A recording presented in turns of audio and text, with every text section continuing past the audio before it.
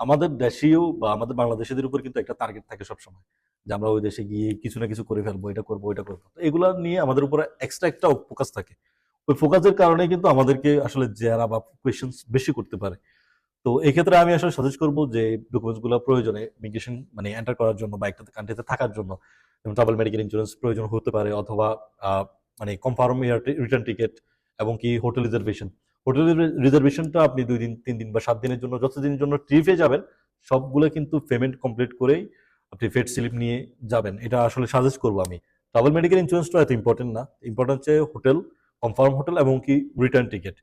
দেখা গেল যে অনেকেই ইমিগ্রেশনে আসলে মানে আটকা পড়ে সবচেয়ে বেশি রিপোর্ট খায় যে রিটার্ন টিকেটের কারণে। আপনি অনেকে ডামি টিকিট করে ফেলে। তো ডামি টিকিট গুলো আসলে কিন্তু পোর্টালে সার্চ দিলে চলে আসবে, তাদের কাছে যে সফটওয়্যার গুলো আছে এগুলোতে সার্চ দিয়ে চলে আসবে। তো আমি বলি রিটার্ন টিকিটটা কনফার্ম করে ফেলেন, তারপর হচ্ছে হোটেল বুকিংটা, ট্রাভেল মেডিকেল ইন্স্যুরেন্সটা।